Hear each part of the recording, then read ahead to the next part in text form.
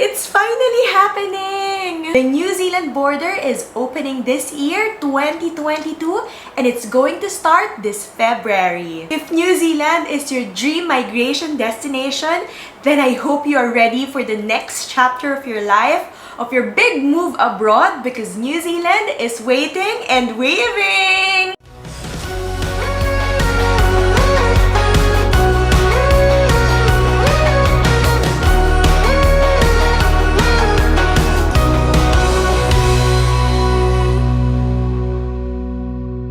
Hello everyone! Kamusta mga kabayan? My name is Anne, aka Girl Chasing Sunshine, your Pinoy girl here in New Zealand. Today, I'm bringing you the most joyful news ever, as in talaga, because the strictest border restriction in the world is finally ending. The moment that we all have been waiting for and praying for is finally here. Magbubukas na po ang New Zealand ngayong 2022. Sure na mga kabayan! New Zealand is opening its borders this 2022. This was announced po by the New Zealand Prime Minister Jacinda Ardern last February 3, nung Thursday lang po, mainit-init pa. With our community better protected, we must then turn to the importance of reconnection. Families and friends need to reunite. Our businesses need skills to grow. Exporters need to travel to make new connections. It's time to move again. And so today, in 5 steps, we move forward with our plan to reconnect New Zealand to the world. In this video, hihimayin po natin yung 5 steps na in-announce in relation to the border reopening plan and what this means for you kung gusto nyo rin pong makapunta at makapagtrabaho dito sa New Zealand. But first, make sure you hit subscribe below, click the notification bell, and smash the like button to celebrate this super duper great news. So yun na mga kabayan, last February 3, the government announced their plans to reopen New Zealand in 5 stages throughout this year, 2022. I'll explain more later what those 5 stages look like and kung sino-sino yung makakapunta at certain stages and certain dates. Pwede na po kayo mag-skip sa part na yon kung gusto niyo, but I want to give a short context muna to this announcement. Some of you might be skeptical or siguro nagdududa kayo kung sure na ba talaga to? Final answer na ba? Magbubukas na ba talaga? Kahit ako rin eh. Kasi 'di ba, kung natatandaan yung mga kabayan, nakailang border announcement na sila, pero lagi talagang nauudlot dahil sa sumpa ng COVID. Yung huling plan, yung merong 3 phases, wherein phase 1 was supposed to start last January, that was pushed out because of Omicron's arrival in New Zealand. Over the past 2 years, MIQ or Managed Isolation Quarantine has been a crucial part of New Zealand's response to managing the pandemic. Yes, merong border restrictions, pero meron pa rin namang nakakapasok kung citizen kayo, kung residente kayo, or if you meet the border exemption criteria. However, lahat po ng pumapasok, kailangan nilang mag-quarantine upon arrival in a state-managed facility. Ito nga po yung MIQ. Bukod po sa may babayaran kayo, spaces are really limited and you can only book it through a lottery system. Which means na, because of MIQ, yung mga gustong makapasok ng New Zealand, kahit pa citizens or residents, may struggle talaga. Now that we have a highly vaccinated population, in fact, one of the highest vaccination rates in the whole world, and soon, marami na rin yung makakapagpa-booster, it's really high time for New Zealand to start opening up again to the world. The focus now will be on reconnection and recovery. So now, let's talk about the 5 steps involved in this plan. Kasi po syempre, hindi naman basta-basta or agad-agad magbubukas si New Zealand. Gradually po yan in stages katulad nga ng plano nila. By now, you should know that New Zealand is very, very cautious. So this is a phased and careful approach. Please note po, travelers who are coming in each of these 5 steps must be fully vaccinated. And kahit po walang MIQ requirement na, you will be required naman to self-isolate. Please keep that in mind, okay? So now, let's start with step 1. Meron akong kodigo mga kabayan para hindi ako magkamali dun sa dates ng bawat steps, okay? Beginning with step 1. Today I'm announcing that the fully vaccinated Kiwis and other currently eligible travellers from Australia will be able to travel to New Zealand from 11:59 p.m. Sunday, 27 February. And instead of going into MIQ, will be able to self-isolate. Ayan, tulad po rin nasabi, step 1 is opening the border from February 27 to fully vaccinated New Zealand citizens, residents, and other eligible travelers coming from Australia. Eligible travelers po are those people who can come right now to New Zealand at the current border settings. So, ibig sabihin po, kung hindi kayo citizen or resident, ito po yung mga tao na may border exemption because of the critical nature of their work or for humanitarian purposes yung travel nila. Meron pong listahan or guidance sa Immigration New Zealand website. I-check nyo na lang po para sigurado tayo sa information.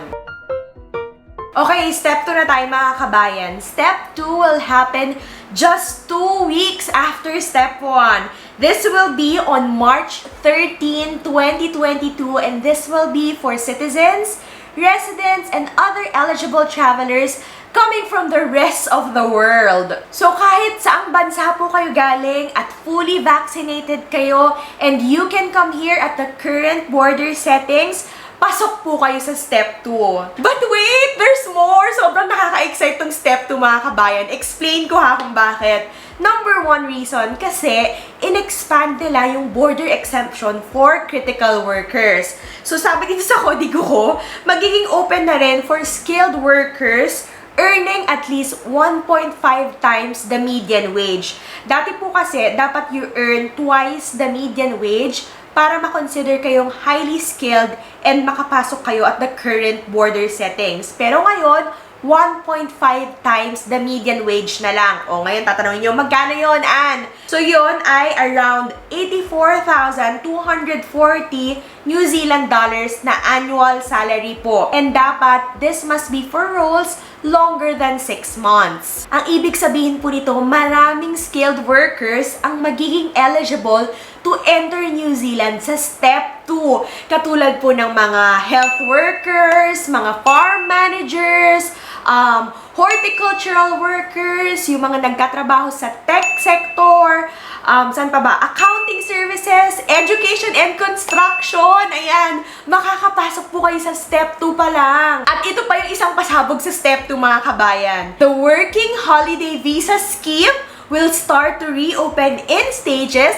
from March 13. Grabe, ramdam niyo ba yung excitement ko mga kabayan? Oh, kalmahan natin mga kabayan. Alam ko sobrang nakaka-happy, pero kalmahan natin. Wait, explain ko yan. Kasi po, ang operative word ay in stages. Meaning, pakonti-konti, by country, on a rolling basis. Abangan po natin kung anong countries yung mauuna for working holiday and kung kailan magbubukas yung working holiday visa for Filipino citizens. I suspect na sobrang lapit na po ng announcement na yan kasi nga yung working holiday nasa step 2 eh. Yung decision po to expand the exemption for critical workers and i-open yung working holiday visa sa step 2 pa lang ay para po ma-address yung shortage ng labor or workforce ngayon dito sa New Zealand. Alam ko marami po sa inyo na sumusubaybay sa channel na to yung gusto rin na mag-apply nung katulad sa naging visa ko, which is yun nga po, yung working holiday visa. I've made a video about this already, how to apply,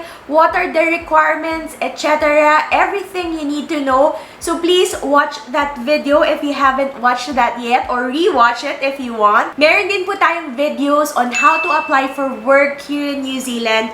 So as part of your preparations, I suggest you watch all our videos in this channel.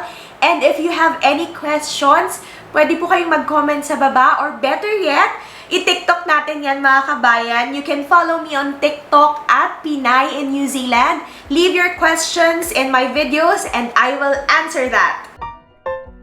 Okay, moving on to step 3. Step 3 naman po will start on April 12, 2022. MIQ free travel will be open to number 1, current offshore temporary visa holders, provided po that they still meet the relevant visa requirements. And number 2, it will be open for up to 5,000 international students. Dun po for temporary visa holders na currently offshore or wala sa New Zealand, just keep in mind lang po na dahil lumipas na yung panahon, baka po you no longer meet the requirements of your original visa, or baka po pwede rin na yung plano nyo, nagbago na rin yung sarili nyong plano. So make sure na i-double check nyo po yan with Immigration New Zealand. Step 4 daw po will see the biggest expansion in border reopening. Pero yung difference niya sa steps 1 to 3 is hindi ganun ka-specific yung date na binigay for step 4. Ang sabi lang po, this will likely happen no later than July 2022. At sabi pa po ni Prime Minister, depending on the situation, this can be moved forward. So baka mas mapaaga pa yung step 4. So in step 4 po, anyone from Australia can come to New Zealand. Also, anyone coming from a country na considered visa waiver. So meaning po, hindi nila usually kailangan ng visa para makapasok ng New Zealand. Pwede na po silang pumasok sa step 4. This is also the time that the new work visa system, yung pong accredited employer work visa, will start to open, including for offshore workers. Dahil nga po yung bagong work visa system will kick off at this stage, mawawala na rin po yung skilled and health worker border exemption at this stage. And finally, the last step. Step 5 is the general reopening of the border. From October 2022, the New Zealand border will reopen to anyone from anywhere in the world. All visa categories po will fully reopen at this stage, and normal visa processing will resume. Which means po, yung mga visitors, mga students, and mga workers na required kumuha ng visa para makapunta ng New Zealand, makakapasok na po kayo! Ayan na! See you soon here in New Zealand, mga kabayan. Fingers crossed! In step 5 po, it's not really clear at this point if travelers would still need to self-isolate. Sana po hindi na, no? Kasi, di ba, isipin nyo naman, kung pupunta lang kayo ng New Zealand to travel, tapos required ba kayo mag-self-isolate for a week or so, sayang naman yung bakasyon nyo, di ba? So, sana by this stage, hindi na po required yung self-isolation, but we will see how the situation will progress. With the opening of New Zealand borders now confirmed for this year, it's now time to start planning, mga kabayan. If you're a regular viewer of this channel, dapat po kabisado nyo na yung advice ko, ha? Kailangan po mag-prepare na kayo as early as now.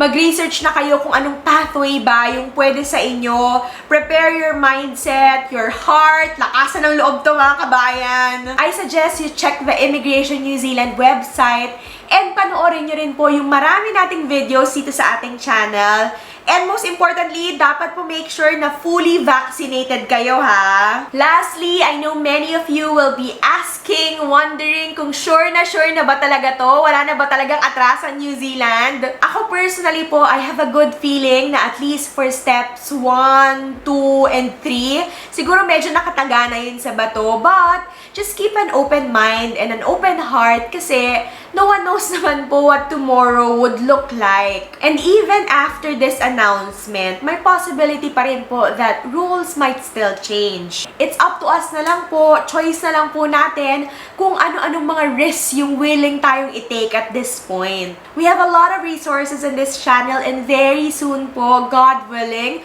I will be able to provide proper advice and services para sa inyo na nangangarap makapag-New Zealand. So, abangan nyo yan, mga kabayan. But in the meantime, just continue watching our videos in this channel. You can also follow me on Facebook and Instagram at Girl Chasing Sunshine. And on TikTok, follow nyo na ako sa TikTok. Sige na, please. At Pinoy in New Zealand. Mas madalas po ako mag-update sa mga channels na yan. If you have not yet subscribed, please smash the subscribe button below. Click the notification bell. Paki-like and paki-share na rin po itong video natin.